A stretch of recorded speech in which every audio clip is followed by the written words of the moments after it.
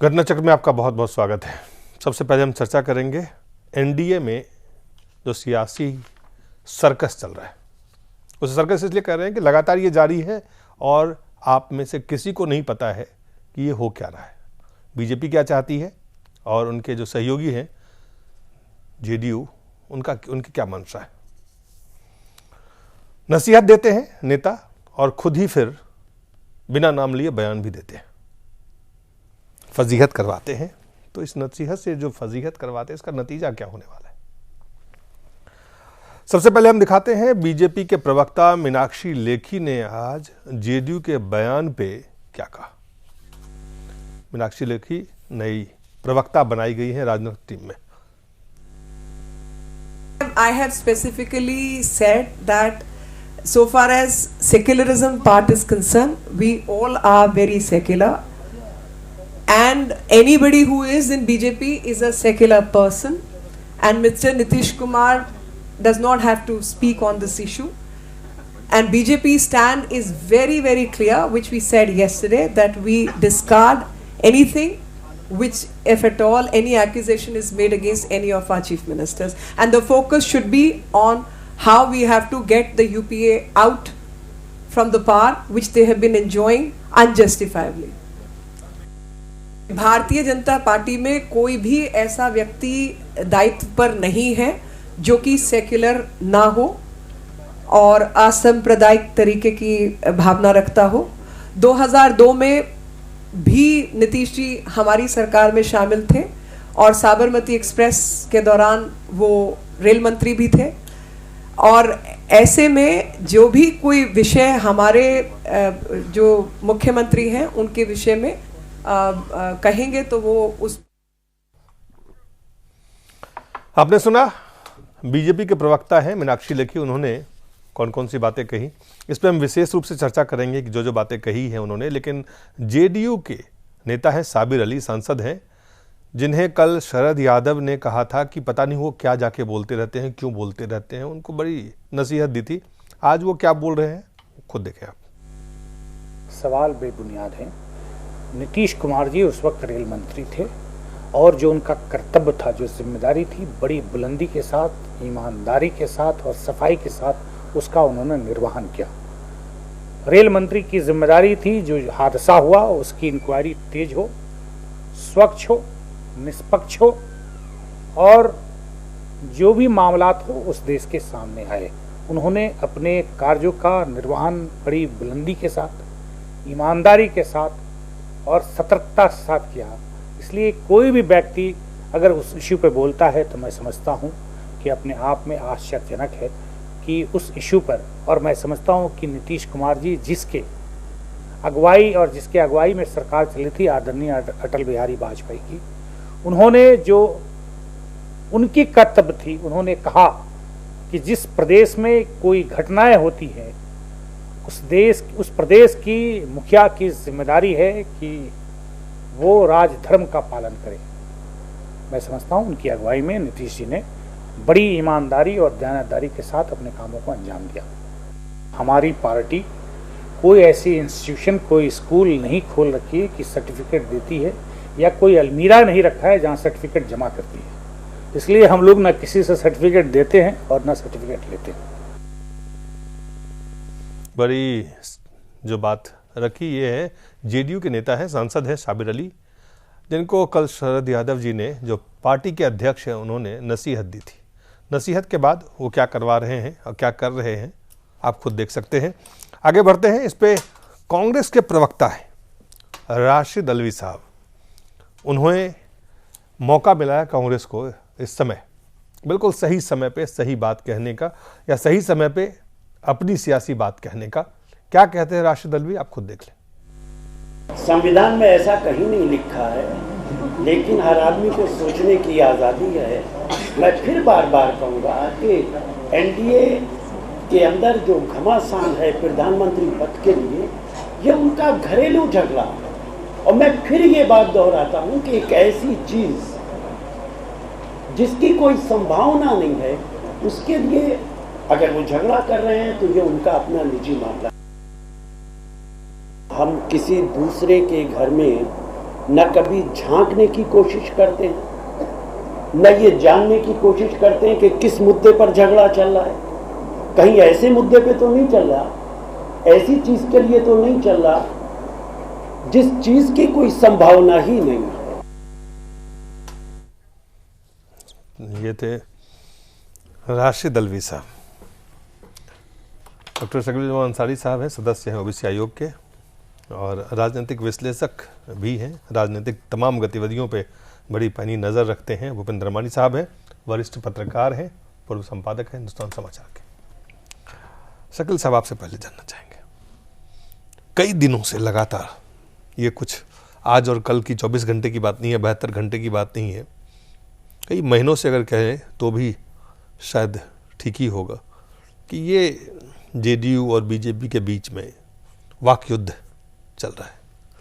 ये वाक युद्ध अब खत्म होने वाला है, इसका कुछ आप देख रहे हैं कि ये वाक युद्ध अब वाकई युद्ध में बदलने वाला है, या ये बस एक पॉलिटिकल पोस्चरिंग है अपने अपने वोट बैंक को बचाने के लिए और सत्ता को चलाने के लिए? दिलीप जी, जो आपने कहा कि ये कुछ दिनों से या कुछ महीनों से चल रहा है, आप इसको याद कीजिए, ये ना दिनों से चल रहा है ना महीनों से, ये कई सालों से चल रहा है ये मामला।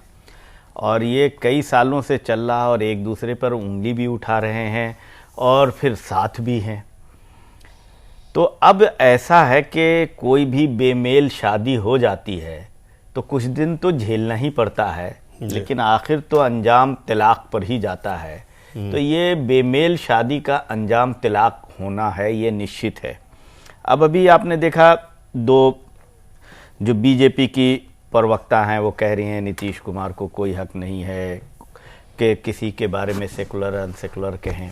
नीतीश कुमार ने सेकुलर अनसेकुलर की बात की या नहीं की, उन्होंने इशारों ने कहा कि ऐसा व्यक्ति होना चाहिए जो सबको लेके चले, उसे टोपी भी पहनना चाहिए, टीका भी लगाना चाहिए। कहा तो उन्होंने इशारों में 40 मिनट के भाषण थे उनके, और 40 मिनट के भाषण में नीतीश कुमार ने जो भी बातें कही वो बिना नाम लिए कही, लेकिन तमाम वो बातें कही जो इसको मोदी के बारे में साफ किसी भी व्यक्ति को शायद जो भी राजनीतिक समझ रखता है उनके लिए मुश्किल नहीं था। लेकिन हमको दो बात इसमें समझ में नहीं आती है कि मोदी के नाम से हो रहा है या एक जो पॉलिसीज़ है या जिसको कहते हैं हमारे देश में जो बहुत ही महत्वपूर्ण विषय चल रहा है आजकल कोलेशन एरा में, सेकुलर और नॉन सेकुलर गवर्नमेंट।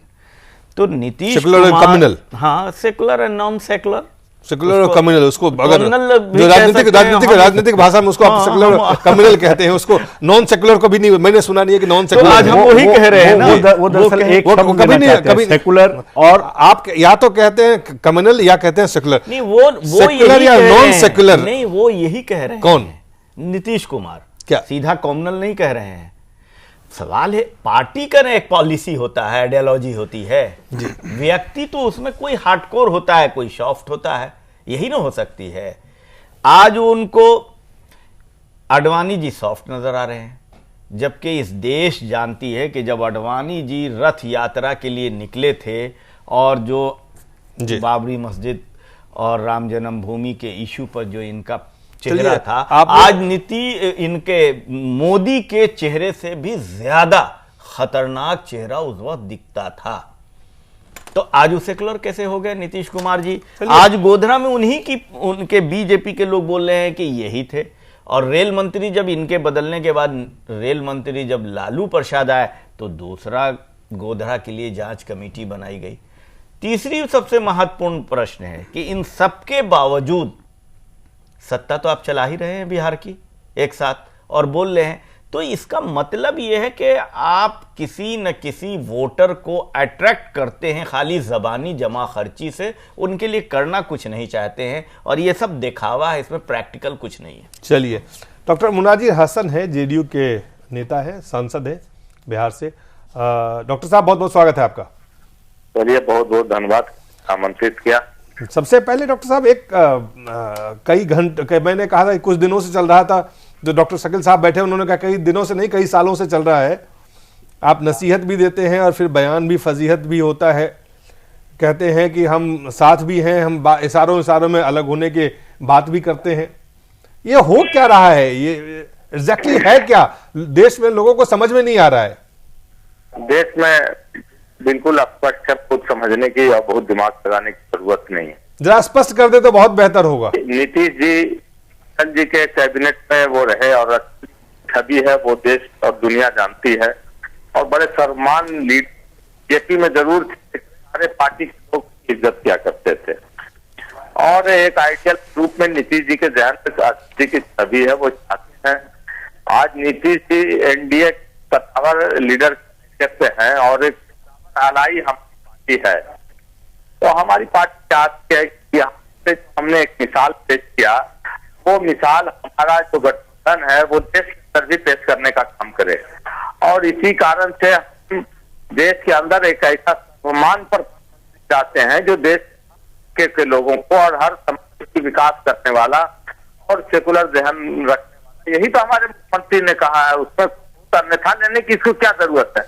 नहीं, आप ये देखिए, आज कल शरद जी ने शाबिर अली साहब का नाम लेके, केसी त्यागी का नाम लेके कहा किसी नाम लेने की जरूरत नहीं है, और हम किसी नाम का नहीं वसूलों की सियासत करते हैं, और नीतीश जी ने उसके बाद तमाम जो भी बातें कही उसके सामने में कोई भी व्यक्ति जो राजनीति को थोड़ी भी समझ रखता है उनको पता था कि वो किसके तरफ बात कर रहे हैं, किन किन बातों का जवाब दे रहे हैं। चलिए उसको छोड़िए, मैं ये पूछना चाहता हूं, आज मीनाक्षी लेखी जो बीजेपी के प्रवक्ता है, उन्होंने कहा नीतीश जी की हमें जरूरत नहीं कि वो उस बात पे हमें सर्टिफिकेट दे या बयान दे या बोले कि हम सेकुलरिज्म कौन, हमारे यहाँ सेकुलर कौन और कौन है। लेना चाहिए, बात है, सर्टिफिकेट हम नहीं दे रहे हैं, हमने अपने विचारधारा को प्रकट कि हमारे विचारधारा ये है, और हम लोगों को एक बात तो आपको मानना पड़ेगा कि बीजेपी, हम ये नहीं कहते हैं कि बीजेपी कोई सांप्रदायिक पार्टी है, बीजेपी से ज्यादा सांप्रदायिक पार्टी तो हम कांग्रेस पार्टी को मानते हैं, और जितने सांप्रदायिक दंगे हुए हैं गुजरात को छोड़ सारे के सारे कांग्रेस के राज में हुए हैं, तो इनकार नहीं कर सकता, और कांग्रेस दंगा की राजनीति कांग्रेस कराती रही है, तो ये स्पष्ट है, और ये है कि हम कांग्रेस की तरफ जा रहे हैं या रास्ता ले रहे हैं ऐसी भी नहीं है, लेकिन ने जो अपनी रेखाएं तय की हैं, अपने जो परिभाषित किया है, परिभाषा को अन्यथा किया जाए, और ये हमारा विचारधारा है, चूंकि राजनीतिक प्रस्ताव हमारा राष्ट्रीय मनोनयन होना, चुनाव होना। चलिए एक सवाल आपसे पूछना चाहते हैं कि शकील साहब ने कहा है कि ये बेमेल शादी है जिसका कि आखिरी चीज तलाक ही है। अब शकील साहब पार्टी के आदमी हैं, वो पार्टी में पार्टी है क्या, वो तो प्राइवेट लिमिटेड कंपनी है। शकील साहब डुगडुगिया नहीं बजाएंगे, उनकी नौकरी बचेगी बिहार में जहां जनाधार नहीं है कांग्रेस का, और उस कांग्रेस शकील साहब बैठा के रखता है, कई जगह का प्रभार है, तो शकील साहब तो कांग्रेस का मंजन बेचेंगे तो क्या करेंगे वो। लेकिन चलिए आप कहते हैं, चलिए उनकी बात छोड़ दी, लेकिन ये बेमेल शादी नहीं है। कौन सा ऐसा जिस तरह से लगातार आपस में सहयोगी, जो बात आज डॉक्टर साहब जो सवाल है, आज कहते हैं कि कांग्रेस को यूपीए के हटाने के लेकर फोकस हमारा होना चाहिए, बीजेपी के प्रवक्ता कहते हैं, और जो जेडीयू के तरफ से जो बयान आ रहे हैं वो यूपीए को हटाने के लिए नहीं, उनके लिए वो बयान नहीं है, बयान है कि कौन प्रधानमंत्री होना चाहिए, सेकुलर होना चाहिए, वो टोपी भी पहनना चाहिए, उसको तिलक भी लगाना चाहिए, और सबको पता है टोपी किसने नहीं पहनी थी। बस टोपी नहीं पहनी थी, पहने की एक अदा है, ये किसी ने टोपी ना पहनी हो ये है, लेकिन ये भारतीय संस्कृति है, और भारतीय राजनीति को जो करना चाहता है, और भारतीय राजनीति के अगर जाएगा आदमी तो उसको मस्जिद दोनों जगह घंटे जाने पड़ेंगे, वो भारत की राजनीति कर सकता है और भारत की संस्कृति के अनुरूप वो चल सकता है। किसी एक धर्म के कोई भी आज कोई पार्टी अगर चाहे कि हम एक धर्म एक मजहब को लेकर के सरकार बनाएंगे, तो ये हिंदुस्तान नीतीश जी ने नहीं, वो तो बड़ा स्वाभाविक है हिंदुस्तान का कंपोजिट कल्चर, लेकिन मेरा सवाल है बीजेपी और जेडीयू के बीच में झगड़ा किस चीज का है? ये यहाँ लोग सेकुलर हैं, वो चाहते बीजेपी और जेडीयू के बीच में डॉक्टर साहब झगड़ा किस बात को लेके है? झगड़ा किसी बात करते हैं? ये झगड़ा नहीं है, झगड़ा ये है, ये जो चल रहा है इसको क्या, इसका क्या नाम देंगे आप, इसको तो क्या आप नाम? विवाद सकते हैं जी, विवाद इसलिए है कि हम चाहते हैं कि तो विवाद को, दूसरे राज्यों- तो विवाद को आप, विवाद आप एनडीए में हैं, आप अपने विवाद को एनडीए के बैठक में बैठ के उसको सुलझा सकते हैं। पब्लिक में आके जनता में आप क्या संदेश देना चाहते हैं कि किस बात को लेकर विवाद है, ये तो बताएं जनता को।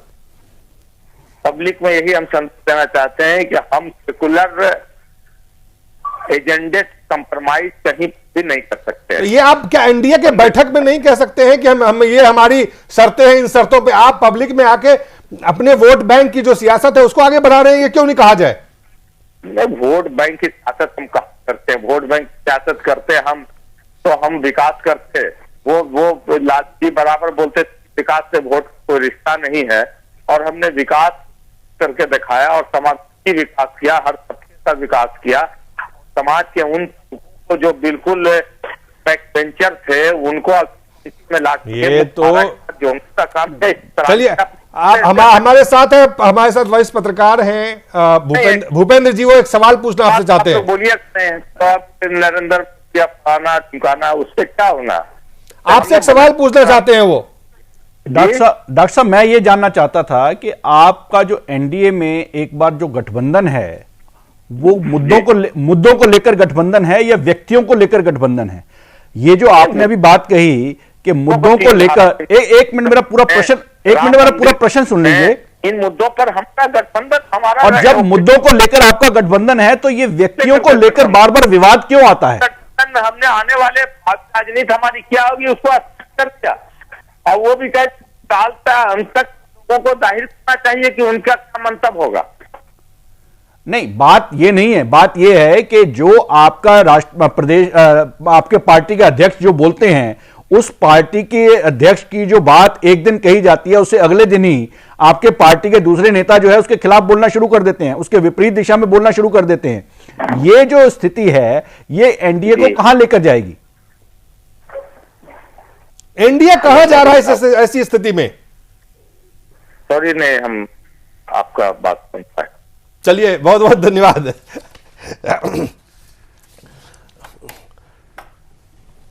आपसे एक बार फिर सवाल पूछते हैं जी।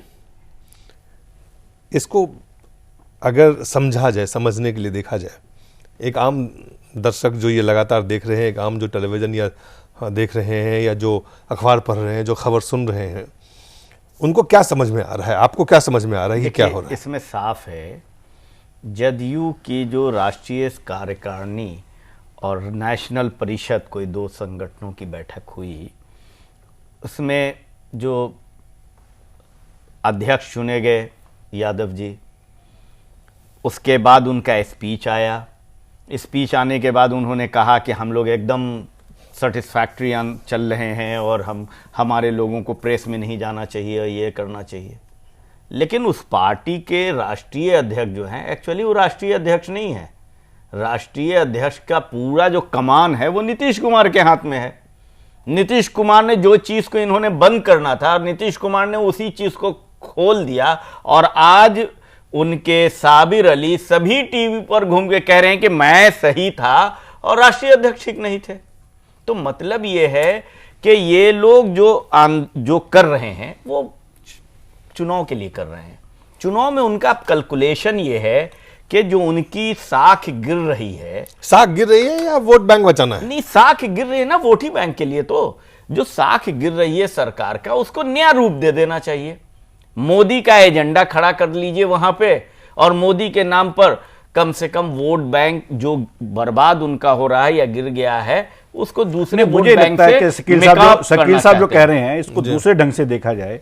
साख गिर रही है वो इसलिए नहीं गिर रही है कि उस लिए उनका जो वर्किंग है, जैसे अभी उन्होंने 11% ग्रोथ की बात कही, वहाँ पे ज़मीनी स्तर पर कुछ नज़र नहीं आता है। जो विकास की बातें कर रहे हैं, जो वो क्लेम कर रहे हैं, और दूसरी तरफ वो पिछड़ा राज्य घोषित करवाना चाहते हैं, केंद्र से उनकी हॉबनॉबिंग चल रही है। मुझे लगता है कि वो जो उनका एजेंडा है वो उस एजेंडे के ऊपर ज़्यादा फोकस कर रहे हैं, और जो एक गिरावट आ रही है उनको ऐसा महसूस होने लगा है कि इस बार जो चुनाव हुए, अगर वो जो वोट बैंक की बात होती तो ये पिछली बार भी किया जा सकता था। अब जो वो ज्यादा एग्रेसिव, पिछली बार भी उन्होंने कुछ किया नहीं शकील साहब, इसमें मैं एक सेकंड आपको उसमें, पिछली बार उन्होंने पिछड़ा, अति पिछड़ा, दलित, अति दलित, यानी वोट बैंक को उन्होंने सुधारा उसमें भी। और अभी जो उनका ये सब फॉर्मूला फेल कर रहा, देख रहे हैं हर जगह। मैं आपकी वही बात कह रहा था कि जो उनका पिछला एजेंडा था, वो फॉर्मूला जब उनको लगा कि इस बार काम नहीं कर रहा है, तो जो चुनाव हुआ उसमें तो उनको बीजेपी इतनी बुरी पार्टी नहीं लगी। अब आज स्थिति यह है कि उनकी जो गवर्नेंस है, जिसके ऊपर मोदी बोलते हैं, मोदी के कितने भी भाषण आप सुने, आप छोड़ दीजिए उस सब बात को, मोदी की इस बात में तो एक वजन है कि आज हर राज्य अपनी तुलना चाहे अच्छाई में करे चाहे वो दूसरे तरीके से करे, पैमाना मोदी बन गए हैं, मोदी का विकास बन गए। आज की अखबार में ही आप देख, आज भी आपने समाचार पढ़ा होगा कि दिल्ली सरकार जो है वो सूरत के को मॉडल बना के डेवलपमेंट जो है उसको बेस बनाना चाहती है, यानी पैमाना बन गया है गुजरात विकास को लेकर। ये एक सच्चाई जो है वो ये धरातल पर है और सब उससे कंपेयर करने लगे हैं। अब सवाल ये है कि सब लोग कंपेयर करने लगे हैं कि जिस तरह से मोदी ने अपनी ब्रांडिंग की है उसी तरह से बाकी सारे जनता ब्रांडिंग आप उसको किसी भी रूप में कह लीजिए दिलीप जी, कि चलो मोदी इस तरह से बिक रहा है तो यहाँ पे है कि चलो ये फिल्म ऐसे बिकती है, उसी तरह सारी फिल्में बनाओ। मुझे लगता है कि आप किसी भी रूप में देखिए उसको जो ब्रांडिंग जो है गुजरात मॉडल की बात, उसमें एक बात आप 100% समझिए कि गुजरात अपने आप में मॉडल आज नहीं हमेशा से रहा है।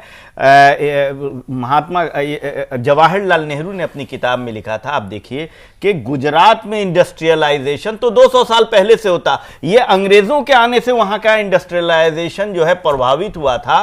और भरूच और सूरत जो है आजादी के पहले और आजादी के बाद अकेले जितनी इन्वेस्टमेंट हुई थी जो पहले 20 सालों में, अकेले पूरे देश के बराबर इन्वेस्टमेंट हुआ था। तो गुजरात जो है ये मोदी का गुजरात का मॉडल मेरे को ये लगता है कि ये वही बात है ना, अब ये बातें आने लगी हैं कि वो तो शुरू से रहा है। फिर उसकी कोस्टल बेल्ट की बात आती है, कोस्टल बेल्ट तो महाराष्ट्र की बहुत बड़ी है, उड़ीसा की भी बहुत बड़ी है, वो उनमें कितना विकास हुआ। अब सवाल ये जो बात हम अपन एनडीए की कर रहे हैं, मुझे लगता है कि उसके ऊपर अगर आप ध्यान दें तो पार्टी अध्यक्ष कुछ बोलते हैं और मुख्यमंत्री, जैसे शकील साहब ने कहा, मेरे को लगता है उसमें मैं पूरी तरह से सहमत हूं कि पार्टी अध्यक्ष कहने के लिए वो हैं, लेकिन डिफेक्टो नीतीश कुमार उनकी सोच, उनकी सर्वोच्च नेता है। जबकि केंद्र में जो सरकार चल रही है कहने के लिए प्रधानमंत्री हैं, लेकिन पार्टी की जो अध्यक्षा हैं वो सर्वोच्च नेता है, सर्वशक्तिमान वो हैं। तो पार्टी की जो राजनीतिक परिस्थितियां बन रही हैं इस देश के अंदर, मुझे लगता है कि ये कोई बहुत अच्छी स्थितियां नहीं है कि राजनेता जो पार्टी का अध्यक्ष है उसके पास पावर जो होनी चाहिए वो नहीं है, उसके नियंत्रण में अपनी पार्टी के नेता नहीं है, उसे अगले दिन ही उसी स्टेज से वो उसकी बात को खंडन कर देते हैं और किस तरह का वो भाषण देते हैं उसके ऊपर उनका कोई नियंत्रण नहीं है। ये जो स्थितियां हैं ये मुझे लगता है कि एनडीए के लिए कोई बहुत अच्छे संकेत नहीं देती हैं। जहां तक सवाल आज बयानबाजी का है, जो मीनाक्षी लेखी जी ने कहा और या अलवी जी ने कहा, मुझे लगता है ये वो एक दूसरे के ऊपर स्कोर करने की बात है। जो रियल इशू हैं, जो मुद्दे आने चाहिए चुनाव से पहले, जो आम जनता से को प्रभावित करते हैं, उन मुद्दों से लोगों का ध्यान हटाने की ये प्रक्रिया जो है ये नेताओं ने शुरू की है, जिसके ऊपर मुझे लगता है कि अंकुश लगाने की आवश्यकता है। नहीं, अंकुश तो लगाने की सवाल है, अंकुश लगाएगा कौन? अंकुश लगाएगा कौन, ये बहुत बड़ा प्रश्न है। कौन अंकुश लगाएगा और किस पे अंकुश लगाएगा और किन मुद्दों को लेके अंकुश लगाएगा? जब विकास का एजेंडा आपके सामने आएगा, कोई एजेंडा सेट करेगा तो अपने आप अंकुश लगेगा। विकास का एजेंडा लगता है कि चुनाव में ये बहुत प्रभावी एजेंडा नहीं चलता है अभी हिंदुस्तान में, इसलिए लगता है कि कोई और एजेंडा की नई ध्रुवीकरण की राजनीति चुनाव के पहले होनी है। अब आप देखिए उस बिहार को जरा सा अध्ययन कर लीजिए थोड़ा और, बीजेपी की क्या शक्ति थी और आज कहां शक्ति है। आज यही नहीं है कि नीतीश कुमार बीजेपी से अलग होना चाहते हैं, बिहार की पूरी बीजेपी खुद नीतीश से अलग होना चाहती है और वो एक शक्तिशाली बन चुके हैं। ये आज ही वहां बीजेपी के नेताओं ने अपने अध्यक्ष से मिले और उन्होंने कहा कि इस तरह से अपमानित होने के बजाय हम लोग को अलग होना चाहिए। लेकिन चूंकि नेशनल एजेंडा यह है कि अब कोलेशन का एरा है, कोलेशन की सरकारें हैं, कई पार्टियों, बड़ी पार्टियों की, छोटी पार्टियों की राय माननी पड़ती है। तो आज जो नुकसान इस घटनाओं से हो रहा है, सबसे बड़ा नुकसान बिहार का हो रहा है। जो बिहार की सरकार अपंगु होकर रह गई है, उसके आधे मिनिस्टर बीजेपी के हैं, आधे जदयू के हैं, और दोनों में इतनी खींचातान में अफसर अधिकारी वही हालत है जो यूपीए के केंद्र में हालत है, वही बिहार में नहीं, यूपीए में केंद्र में ये हालत नहीं है। जो ममता चली गई, डीएमके चले गए, लड़के टीआरएस चले गए, अब गए हैं, गए तो अब गए, गए तो अब गए ना, इस्तीफा देके गए, अलग हो गए, सरकार को नहीं है। वहां पर क्या है, एक तरफ डेली गाली दे रहे हैं, वहां गिरिराज सिंह कह रहे हैं मैं बर्दाश्त नहीं कर सकता हूं, और बीजेपी और ये और वो। गिरिराज सिंह का बयान भी आपको हम दिखाएंगे एक छोटे से ब्रेक के बाद। होना चाहिए ना, एक छोटा सा ब्रेक लेते हैं, बहुत सारे सवाल हैं। अन्याय कर रहे हैं।